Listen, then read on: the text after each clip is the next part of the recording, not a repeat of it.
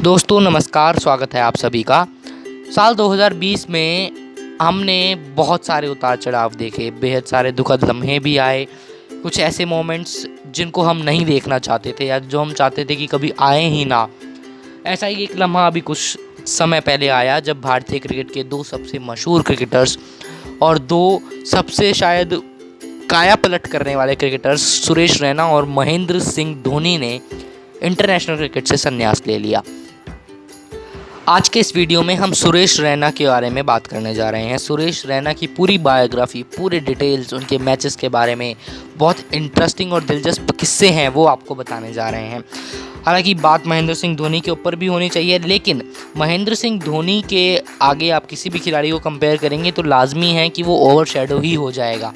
महेंद्र सिंह धोनी से किसी को भी कंपेयर करना गलत होगा, लेकिन सुरेश रैना को क्योंकि आमूमन तौर पर आजकल अंडर एस्टिमेट भी किया जा रहा है, थोड़ा सा अंडर रेटेड भी हो गए हैं, लेकिन आपको जानकर बहुत हैरानी होगी कि सुरेश रैना दुनिया के कुछ चुनिंदा उन बल्लेबाजों में से एक हैं जिसने तीनों फॉर्मेट में शतक बनाया है। उसके अलावा यंगेस्ट कप्तान, किसी भी इंटरनेशनल टीम को लीड करने वाले सेकंड यंगेस्ट कप्तान सुरेश रैना रह चुके हैं।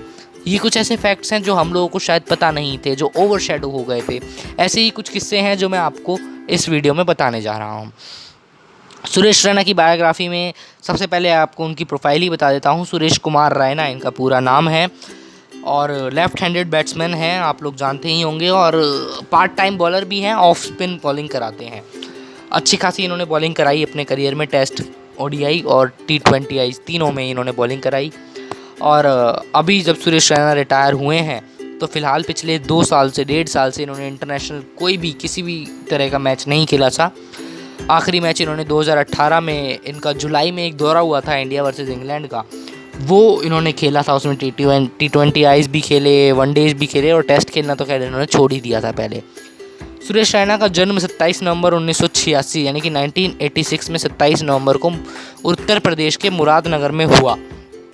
सुरेश रैना के 4 सिबलिंग्स हैं, चारों इनसे बड़े हैं। 3 बड़े भाई हैं, दिनेश रैना, नरेश रैना, मुकेश रैना, और एक इनकी बहन है, बड़ी बहन रेनू। ये चारों लोग सुरेश रैना से बड़े हैं, बड़े इनके सिबलिंग्स हैं। और फिलहाल सुरेश रैना आज की डेट में अभी दिल्ली से सटे हुए गाज़ियाबाद के राजनगर नामक जगह पर रहते हैं। राजनगर पास में ही पड़ता है गाज़ियाबाद में, वहाँ पर दिल्ली से सटे हुए NCR के इलाके में सुरेश रैना का फिलहाल घर है, बड़ी कोठी है आप कह सकते हैं।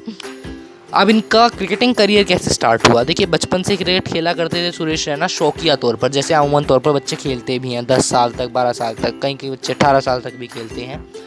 लेकिन इन्होंने कोचिंग लेना स्टार्ट नहीं किया था। कोचिंग लेना इन्होंने शुरू किया सन 2000 में। सन 2000 में ये लगभग 14 साल के थे, 14 साल 13 साल इनकी उम्र थी। कोचिंग लेना इन्होंने स्टार्ट किया और कोचिंग लेने के लिए, क्रिकेट खेलने के लिए, इस टाइम तक इन्होंने ये निर्णय कर लिया था कि क्रिकेट खेलेंगे, प्रोफेशनली क्रिकेट खेलना चाहते थे। इन्होंने अपने आप को एक चांस दिया और सन 2000 में ये गाज़ियाबाद से लखनऊ चले गए। लखनऊ क्यों गए? लखनऊ में गुरु गोविंद सिंह स्पोर्ट्स कॉलेज हुआ करता था, जो उस समय बेहद मशहूर था। उस कॉलेज की क्रिकेट कोचिंग मशहूर थी। कोच साहब उत्तर प्रदेश की स्टेट टीम से सिलेक्ट हो चुके थे। उत्तर प्रदेश वर्सेस असम का पहला मैच इन्होंने रणजी ट्रॉफी में खेला, 16 साल की उम्र थी। फिर अंडर 19 इंडिया से फिर पाकिस्तान चले गए एशियन टूर्नामेंट के लिए, वहाँ पे इनका बेहतरीन परफॉर्मेंस रहा। उस परफॉर्मेंस को देखते हुए इनको अंडर 19 वर्ल्ड कप के लिए चुन लिया गया सन 2004 में। अभी इनको ज़्यादा टाइम नहीं हुआ था, देखिए, प्रोफेशनल क्रिकेट में इन्होंने एंटर किया था, आप कह सकते हैं, सन 2002 में।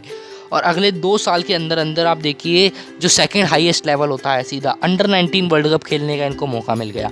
तो टैलेंट इनके अंदर भरपूर था, शुरुआत से ही था। और अंडर 19 वर्ल्ड कप में इन्होंने अपने उस टैलेंट का भरपूर प्रमाण दिया। 3 अर्धशतक जड़े और एक इन्होंने धुआंधार पारी खेली थी। 38 बॉलों में 90 रन बना दिए थे अंडर 19 वर्ल्ड कप में। न्यूजीलैंड के अगेंस्ट वो मैच था और वहाँ से सुरेश रैना की एक इमेज क्लैरिफाई हो गई थी कि Suresh Raina aggressive left handed बल्लेबाज हैं। काफ़ी समय तक एग्रेसिव लेफ्ट हैंडेड बल्लेबाज रहे भी, हालांकि अपने करियर के एंड में सन 2017 के बाद से थोड़ा अप एंड डाउन चला इनका करियर। कभी टीम में इन हुए, कभी आउट हुए, फॉर्म कभी रहता था, कभी नहीं रहता था। लेकिन 2013 तक, 11 तक, 12 तक जब इनके पास प्राइम फॉर्म था तो दुनिया के कुछ सबसे ज़्यादा एग्रेसिव लेफ्ट हैंडेड बल्लेबाजों में से एक थे सुरेश रैना। जिसकी मैंने आपको बताई कि पहचान हो गई थी 2004 के अंडर 19 वर्ल्ड कप में, जब इन्होंने 38 गेंदों में 90 रनों की धुआंधार पारी खेल डाली थी। अब इसके बाद बात कर लेते हैं सुरेश रैना के इंटरनेशनल क्रिकेटिंग करियर की। यहाँ से तो मैंने आपको बताया कि कैसे इनकी इंटरनेशनल या एक कह सकते हैं प्रोफेशनल लेवल पे क्रिकेटिंग में 3 साल के अंदर इन्होंने इतना अच्छा ग्रोथ किया। अंडर 19 वर्ल्ड कप खेल लिया 2004 में, उसमें बेहतरीन परफॉर्मेंसेस दिए। 2005 में अगले ही साल यानी 19 साल की उम्र में, सिर्फ 19 साल की उम्र में इन्हें अपना डेब्यू किया। इंडिया वर्सेस श्रीलंका का मैच था 2005 में, 30 जुलाई को इन्होंने अपना ओडीआई डेब्यू किया। कैप नंबर 159 था, इसलिए इनको अंडरडॉग कहा जाता है हमेशा से। टेस्ट करियर की बात करूँ तो टेस्ट करियर में इन्होंने 5 साल लगे इनको ओडीआई के बाद टेस्ट करियर में डेब्यू करने में, लेकिन श्रीलंका के खिलाफ इन्होंने डेब्यू किया और अपने पहले ही टेस्ट मैच में इन्होंने शतक जड़ दिया था। ये भी एक इनके नाम रिकॉर्ड है डेब्यू मैच में शतक जड़ने का। लेकिन टेस्ट करियर इनका ज़्यादा स्ट्रॉन्ग नहीं रहा, क्योंकि अगर क्रिकेटिंग एक्सपर्ट्स की माने तो वो ये बताते हैं कि टेस्ट में सुरेश रैना को शॉर्ट बॉल्स खेलने में दिक्कत आती थी। Suresh Raina was not proficient in facing the shorter deliveries, खास करके जो तेज़ गति से आती थी 140 145। ऑस्ट्रेलियन गेंदबाज, न्यूजीलैंड के, पाकिस्तान के तेज़ बॉलर्स जो बॉलिंग शॉट फेंकते थे, तो सुरेश रैना थोड़े से अनकंफर्टेबल नज़र आते थे, इसलिए इनका टेस्ट करियर ज़्यादा बड़ा नहीं रहा। 18 मैचेस खेल पाए टेस्ट में, ये 1 शतक जड़ा इन्होंने, 7 अर्धशतक जड़े।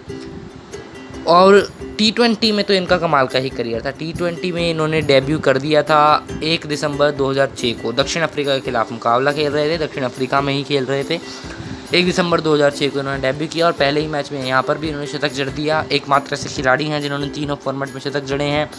T20 में तो कमाल की इनके स्टैट्स थे, कमाल की फील्डिंग, कमाल की इनकी बॉलिंग भी करी। T20 में इन्होंने 13 विकेट लिए, 78 मैचेस खेले हैं कुल मिलाकर के, 101 इनका हाईएस्ट स्कोर्ड है।